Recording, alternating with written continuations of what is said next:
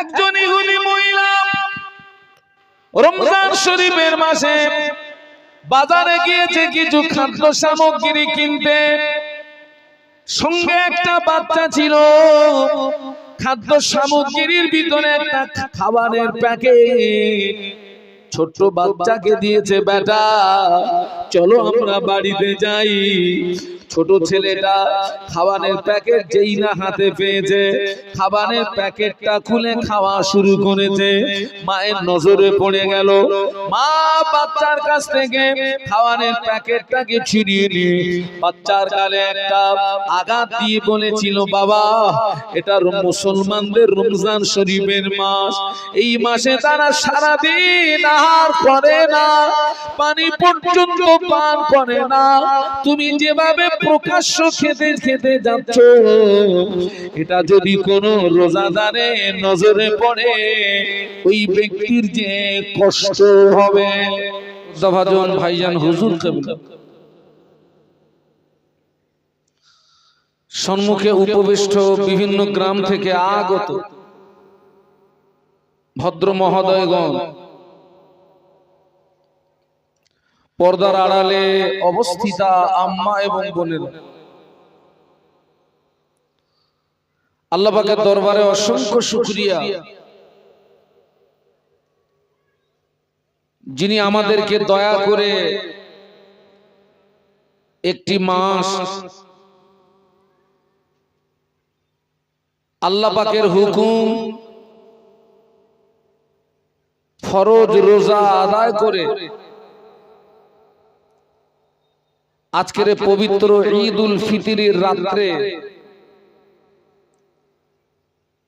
দ্বীন ও শরীয়তের কিছু জ্ঞান অন্বেষণের উদ্দেশ্যে পুত পবিত্র মাহফিলে উপস্থিত হওয়ার তৌফিক দান করেছেন। সকলে কৃতজ্ঞতা প্রকাশে মহব্বতের সঙ্গে বলি আলহামদুলিল্লাহ। বিশ্বনবীর মাজার মুকদ্দাসে জানাই অসংখ্য দরুদ এবং সালাম। সম্মিলিতভাবে অন্তরের অন্তরস্থল থেকে বলি সাল্লাল্লাহু আলাইহি ওয়াসাল্লাম। আল্লাহ পাকের শান। আপনারা অনেক ধৈর্যের পরিচয় দিয়ে হুজুর কিবলার কাছ থেকে অনেক আলোচনা শুনেছেন এবং তানার হাতে আপনারা মসজিদ নির্মাণের জন্য নাকি হাজার হাজার টাকা আপনারা ওয়াদা করেছেন এবং নগদেও দিয়েছেন। আমি সর্বপ্রথম দোয়া করি আল্লাহ পাক আপনাদের ওয়াদা কবুল করেন, আল্লাহ আপনাদের দান কবুল করেন এবং আল্লাহ পাক আপনাদেরকে দ্বীনের খাদেম বানিয়ে দেন। বলুন আল্লাহুম্মা আমিন। আমি যেহেতু এসেছি আমাকে দুটো কথা বলতে হবে এবং কমিটি ভাইয়েরা আমার উপরেও একটা দায়িত্ব দিয়েছেন। আমি জানি না সে দায়িত্ব কতটা পালন করতে পারবো, তবে আপনাদেরকে আমি কিছু কিছু কথা জিজ্ঞাসা করব, আপনারা আমার সঙ্গে কথা বলবেন, ভালো লাগবে।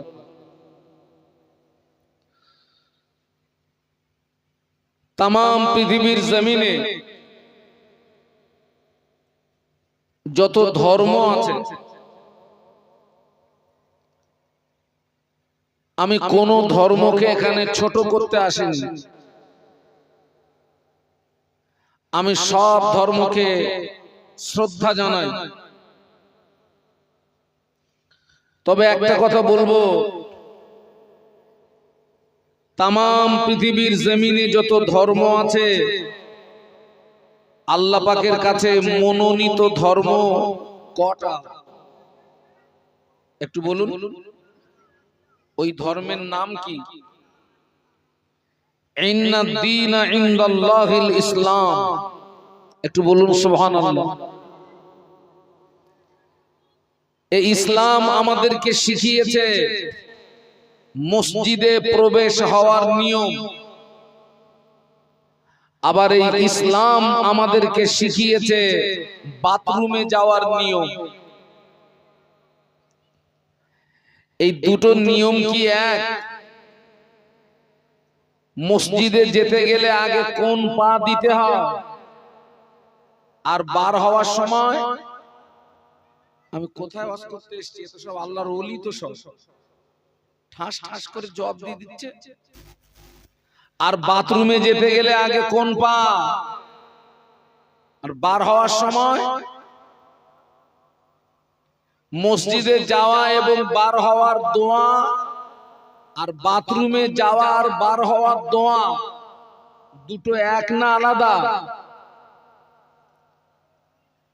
আমরা সেই আল্লাহ পাকের দরবারে মনোনীত ধর্ম ইসলামকে আমরা মেনে নিয়েছি। বলুন আল্লাহুম্মা আমিন। আজকের আমরা দ্বীন পেয়েছি, ইসলাম পেয়েছি, কোরআন পেয়েছি, হাদিস পেয়েছি, মাহফিলে ওয়াজ পেয়েছি। এই জিনিসগুলো সহজে পেয়েছি না এই দ্বীন ইসলামকে প্রতিষ্ঠিত করতে গিয়ে আল্লাহর নবীকে কষ্ট স্বীকার করতে হয়েছে না হয়নি? মার খেতে হয়েছে না হয়নি? গায়ের রক্ত দিতে হয়েছে না হয়নি? এই দ্বীন ইসলামকে প্রতিষ্ঠিত করতে গিয়ে আল্লাহর নবীকে মার খেতে হলো, গায়ের রক্ত দিতে হলো, দান্দান মোবারক শহীদ হলো এবং মক্কা ভূমি ছেড়ে দিয়ে কাঁদতে কাঁদতে আল্লাহর নবীকে মদিনাতে হিজরত করতে হলো। এই দ্বীন ইসলামকে প্রতিষ্ঠিত করতে গিয়ে হাজার হাজার সাহাবীর জীবন কুরবান দিতে হয়েছে। তবে দ্বীন পেয়েছি, ইসলাম পেয়েছি, মসজিদ পেয়েছি, মাদ্রাসা পেয়েছি, মাহফিলে ওয়াজ পেয়েছি। এখানে মক্কা শরীফ, মদিনা শরীফে যাওয়া মানুষ কেউ আছেন? একটু হাত তোলেন তো। দুজন, তিনজন। আর আপনারা যারা যেতে পারেননি, আমি দোয়া করি আল্লাহ যেন আপনাদের মক্কা শরীফ, মদিনা শরীফের মেহমান হিসাবে কবুল করেন। বলুন আল্লাহুম্মা আমিন। একটু মহব্বতে বলা যাবে? বাবা, মক্কা শরীফের কবরস্থানের নাম হচ্ছে জান্নাতুল মুআল্লা। কি নাম বলেছি? জান্নাতুল মুআল্লা। আমার জীবনের প্রথম হজ হচ্ছে 2006 সালে, আর জীবনের দ্বিতীয় হজ হচ্ছে 2014 সালে। আর 23 সালে আল্লাহ আমাকে একটু উমরায় নিয়ে গিয়েছিলেন। মক্কা শরীফের কবরস্থান বিশাল কবরস্থান, যে কবরস্থানকে আলোকিত করে শুয়ে আছেন বিশ্বনবীর বড় বিবি, আমাদের বড় আম্মা জান হযরত খাদিজাতুল কুবরা রাদিয়াল্লাহু তাআলা আনহা। আমি উমরায় গিয়েছিলাম, আমার সঙ্গে আমার স্ত্রী ছিল, আমার ছেলে ছিল, আমার মেয়ে ছিল, সবাইকে নিয়ে আম্মা জান খাদিজা রাদিয়াল্লাহু আনহার মাজার জিয়ারত করলাম। আমি যখন আম্মা জানের মাজার জিয়ারত করছিলাম, আমার যেন মনে হচ্ছিল আল্লাহ পাকের আসমান থেকে আম্মা জানের কবরে রহমত এবং বরকত নাজিল হচ্ছে। মদিনা শরীফের কবরস্থান জান্নাতুল বাকি, 10,000 সাহাবীর মাজার। কত হাজার বলেছি? 10,000 সাহাবীর মাজার। আমি সব ঘুরে ঘুরে ঘুরে ঘুরে সব জিয়ারত করেছি।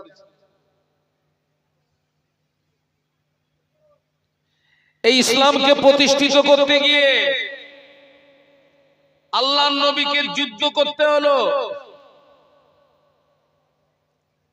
তার ভিতরে প্রথম যুদ্ধ ছিল কোন যুদ্ধ? কে বলতে পারে? ইসলামের প্রথম যুদ্ধ বদর। সবাই মিলে বলুন তো, কোন যুদ্ধ বলেছি? বদর। বদর। আর ইসলামের দ্বিতীয় যুদ্ধ হচ্ছে উহুদ। আল্লাহ আমাকে বদরের ময়দানে নিয়ে গেলেন। যেখানে ইসলামের সর্বপ্রথম যুদ্ধ সংগঠিত হয়েছিল, এবং আল্লাহ পাক ফেরাউনকে যে সাগরে চুবিয়ে মেরেছিল, ওই সাগরটার নাম কি বলুন তো? না, ওই সাগরের ওই দরিয়ার আদি নাম নীল নদ নয়, ওই দরিয়ার নাম হচ্ছে লোহিত সাগর। কি নাম বলেছি? আল্লাহ সাগরটাও আমাকে দেখালেন, এবং সেখানে একটা মসজিদ আছে, ভাসমান মসজিদ। ওই মসজিদটার নাম হচ্ছে মসজিদে রহমান। কি নাম বলেছি? মসজিদে রহমান। হ্যাঁ, ইসলামের প্রথম যুদ্ধ হচ্ছে বদর। এই বদরের যুদ্ধে মুসলমানের সংখ্যা ছিল মাত্র 313। কতজন বাবা? রোজা রেখে কি আপনাদের ইমানি জাজবা কমে গেছে নাকি? আরে রোজা রাখলে ইমানি জাজবা বাড়ে না কমে? সব চি চি করতেছেন কেন সব? আমি একটা হাই সুগারের রোগী, গতকালকে আমার সুগার ফল করলো বেলা 10টার সময়। এখানে কেউ সুগারের রোগী আছেন? আছেন। ওই সুগার ফল করলে কি হয়, যারা সুগারের রোগী না ওরা বুঝবে না বাবা। সুগার ফল করলে মারাত্মক ফল হলে বাঁচবেন এই আশা থাকে না। সুগার, আপনার সুগারের শত্রু হচ্ছে মিষ্টি, আবার সুগার ফল করলে বন্ধু হচ্ছে কি? মিষ্টি। সকাল 10টায় সুগার ফল করলো, আমি চিন্তা করছি আল্লাহ আমার রোজাটা হবে না। সমস্ত শরীর থরথর করে কাঁপছে, দোয়া করছি আম্মাজান খাদিজা রাদিয়াল্লাহু আনহার ওসিলা দিয়ে, আম্মাজান আয়েশা সিদ্দিকা রাদিয়াল্লাহু আনহার ওসিলা দিয়ে, সকল আম্মাজানদের ওসিলা দিয়ে দোয়া করলাম। বুবুজান হযরত ফাতেমা রাদিয়াল্লাহু আনহার ওসিলা দিয়ে দোয়া করলাম। ইমাম হাসান হোসেন রাদিয়াল্লাহু আনহুমার ওসিলা দিয়ে দোয়া করলাম। চার খলিফা হুজুরদের ওসিলা দিয়ে দোয়া করলাম। বিশ্বনবীর ওসিলা দিয়ে আল্লাহ আমার রোজাটা যেন নষ্ট না হয়, আল্লাহ আমার রোজাটাকে পূর্ণ করার তৌফিক দেবেন। ওই দোয়া করতে করতে আমার সেন্সলেস হয়ে গেছে। 10টার সময় সেন্সলেস হলো, আর হুঁশ ফিরল বেলা 2টোয়। কটায় বলেছি? বেলা 2টোর সময় হুঁশ ফিরল। এই সুগার ফল করে অনেক মানুষ মারা যায়। শরীয়ত কিন্তু আমাকে অনুমতি দিয়েছে ইফতার করার। ইফতার করার মানে রোজা ভেঙে দেওয়ার অনুমতি দিয়েছে আমাকে। আমি রোজা ভাঙিনি। 2টোর পরে দেখছি শরীরটা আস্তে আস্তে আস্তে আস্তে আল্লাহ আবার সেই পূর্বের হালে আল্লাহ ফিরিয়ে দিলেন, আল্লাহ রোজা করিয়ে দিলেন। আমার ভাইরা,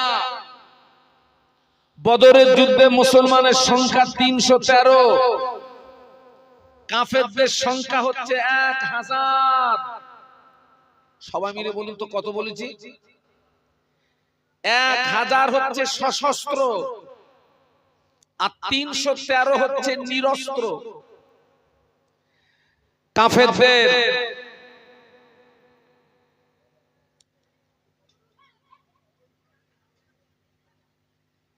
এই 1000 কাফেরদের নেতৃত্ব দিচ্ছে আবু জাহাল। আবু জাহাল হচ্ছে বিশ্বনবীর সবচেয়ে বড় দুশমন। আবু জাহাল আছে না মারা গেছে? জোরে বলেন। আবু জাহালের খালাতো ভাই, মামাতো ভাই, মামাতো ভাই, ফুফুতো ভাই আজও আছে না নেই? হ্যাঁ গা, চামড়ার চোখে কোনোদিন দেখেছেন? আবু জাহালের মামাতো ভাইকে দেখেছেন? খালাতো ভাই দেখেছেন? ফুফুতো ভাই দেখেছেন?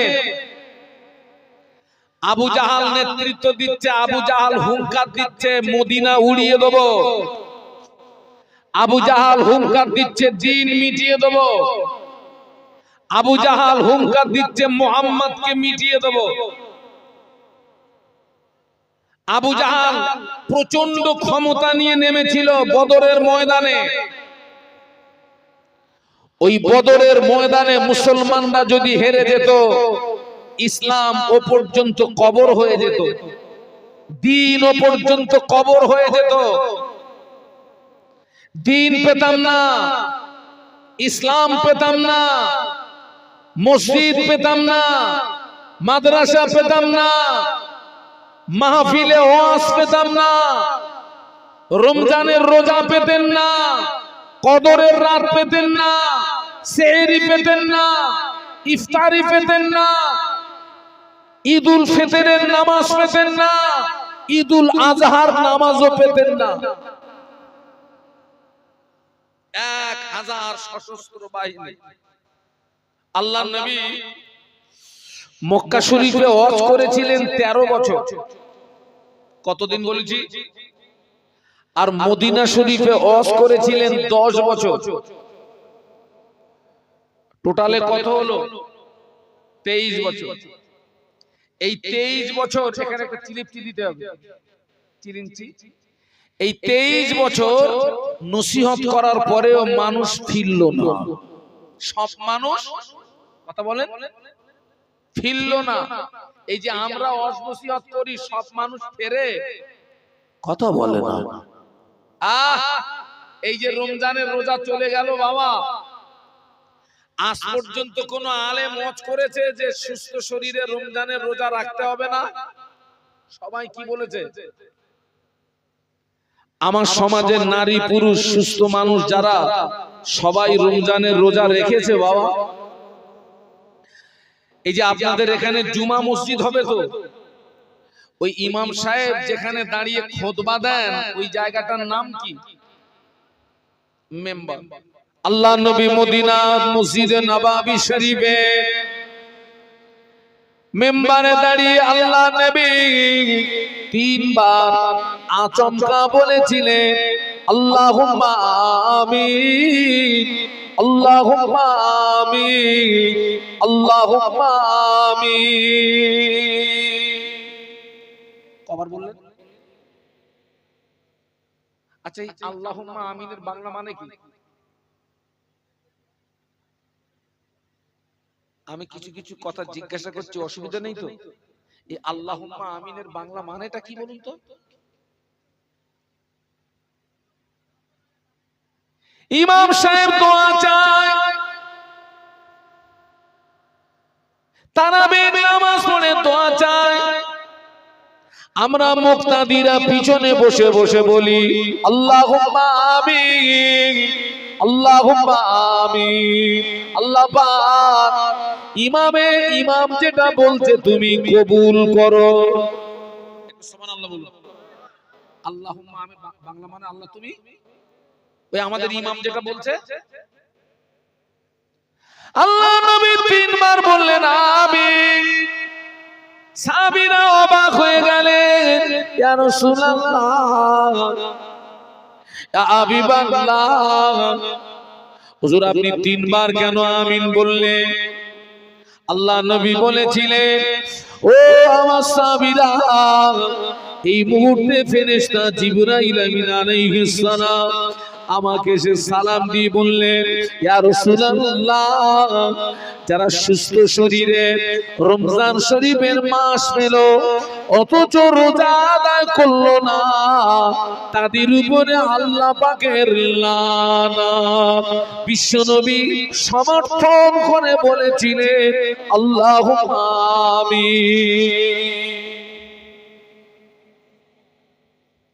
যারা সুস্থ শরীরে রমজানের মাস পেল অথচ সিয়াম সাধনা পালন করলো না, তাদের উপরে কার লানাত? আরো জোরে বলুন। লানাতের বাংলা মানে কি? অভিসম্পদ। কার অভিসম্পদ? নবীর অভিসম্পদ নয়, আলেমের অভিসম্পদ নয়, খোদ আল্লাহর অভিসম্পদ। রমজান তো বিদায় নিল বাবা।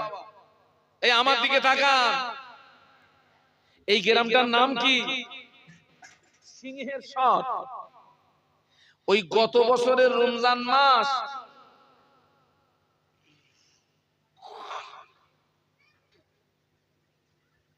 গত বছরের রমজান মাস আর এই যে রমজান চলে গেল, এই পূর্ণ এক বছরের ভিতরে এই গ্রামের 2 জন 5 জন 10 জন হলেও নারী পুরুষ কবরবাসী হয়েছে না হয়নি? ওরা আজ জীবনে রমজান পাবে, আর ইফতারি পাবে, সেহরি কদরের নামাজ না না।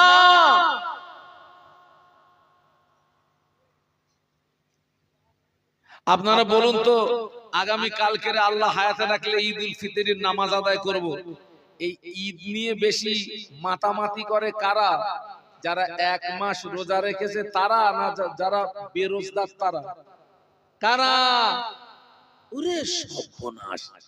এই আমি তো একটা মাহফিল করে এখানে আসছি, সারা রাস্তায় তো ঈদ হচ্ছে, সব মেয়ে ছেলে বেটা ছেলের গুতুগুতি, এটাই হচ্ছে ঈদ। ও আল্লাহ নবী 1500 বছর আগে নূরের জবানে বলে গেলেন, আল্লাহ নবী বললেন, মান সামা রমাদান মিন আউয়ালিহি ইলা আখিরিহি খারাজা মিন জুনুবিহি কায়াউমিন ওয়ালাদাতুহু উম্মুহু ও কামা ক্বালা আলাইহিস সালাম। আল্লাহ নবী বললেন, যে ব্যক্তি রমজানের শুরু থেকে শেষ পর্যন্ত সিয়াম সাধনাকে পালন করলো, রমজান শরীফ যেদিন বিদায় নেবে, মায়ের পেট থেকে বাচ্চা যেমন ভূমিষ্ঠ হয়, বেগুনাহ মাসুম, ওই বাচ্চার কোনো গুনাহ থাকে না। আল্লাহ রোজাদার ব্যক্তি দিগকে ওই রকমই বেগুনাহ মাসুম বানিয়ে দেয়। যদি বলেন না, বেরোজগারদের জন্য একটা কোনো সুসংবাদ নেই, বেরোজগারদের জন্য সব দুঃসংবাদ, আর রোজাদারদের জন্য আল্লাহর নবী সুসংবাদ দিয়েছেন। সুবহানাল্লাহ বলবেন না? রমজান যেদিন বিদায় নেবে, ওই মায়ের পেট থেকে বাচ্চা হয়, ওই বাচ্চার কোনো গুনাহ থাকে? নিষ্পাপ, নিষ্কলুষ, বেগুনাহ মাসুম। আল্লাহ রোজাদার রমজান যেদিন বিদায় নেয়, আল্লাহ রোজাদারদেরকে ওই রকম নিষ্কলুষ, নিষ্পাপ, বেগুনাহ মাসুম বানিয়ে দেয়। আল্লাহ নবী বললেন, মান আকরামা শাহরাল্লাহি রমাদানা আকরামাহুল্লাহু তাআলা বিল জান্নাতি ওয়া নাজ্জাহু মিনান নার ও কামা ক্বালা আলাইহিস সালাম। আল্লাহ নবী বললেন, যে ব্যক্তি রমজান শরীফের মাসকে সম্মান করলো, ইজ্জত করলো, তাজিম করলো, আল্লাহ পাক ওই বান্দার উপরে খুশি হয়ে ওই বান্দার জীবনের গুনাহ maaf করে দিয়ে আল্লাহ পাক ওই বান্দার জন্য জাহান্নাম হারাম করে দিয়ে আল্লাহ তার রহমতের দয়ার জান্নাত দিয়ে সম্মানিত করবে। একটু জোরে বলা যায়, মুহাব্বতে বলা যায়, যে রমজান শরীফের মাসকে কি করবে? সম্মান করবে। আচ্ছা, রমজানকে সম্মান করতে গেলে রোজা রেখে না না রেখে, তারাবি পড়ে না না পড়ে, কদর পড়ে না ঘুমিয়ে, সেহরি করে না চিত হয়ে শুয়ে, কোনটা?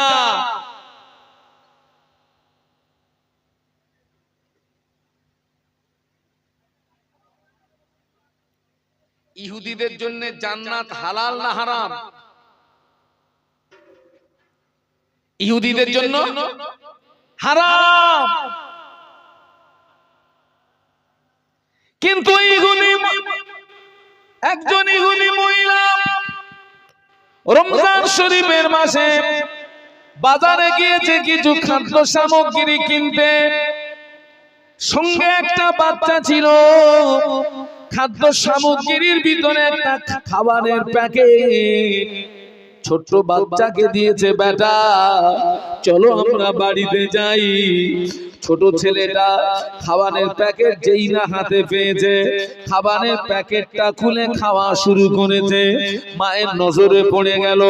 মা বাচ্চার কাছ থেকে খাবারের প্যাকেটটাকে ছিনিয়ে নিয়ে বাচ্চার গালে একটা আঘাত দিয়ে বলেছিল, বাবা এটা মুসলমানদের রমজান শরীফের মাস, এই মাসে তারা সারাদিন আহার করে না, পানি পর্যন্ত পান করে না, তুমি যেভাবে প্রকাশ্য খেতে খেতে যাচ্ছ, এটা যদি কোনো রোজাদারের নজরে পড়ে ওই ব্যক্তির যে কষ্ট হবে। ঠিক বলেছে না ভুল বলেছে? বলুন বলুন বলুন। ওই ইহুদি হয়েও ঠিক বললো না ভুল বললো? কোন রোজাদার ব্যক্তির সামনে কেউ যদি আহার করে, পানি পান করে, ওই রোজাদার ব্যক্তির কষ্ট হবে না হবে না? যে ব্যক্তি মুসাফির, শরীয়ত তার উপরে রোজা চাপিয়ে দেয়নি, তবে মুসাফির অবস্থায় যদি রোজা আদায় করে আল্লাহ ওকে দ্বিগুণ সওয়াব দেবে। একটু মহব্বতে বলুন। যে অসুস্থ, শরীয়ত তার উপরে রোজা চাপিয়ে দেয়নি, ও সুস্থ হলে রোজা কি করবে? কাজা। তবে ও যদি অসুস্থ শরীরে রোজা আদায় করে আল্লাহ ওকে দ্বিগুণ সওয়াব দান করবে। জোরে বলুন।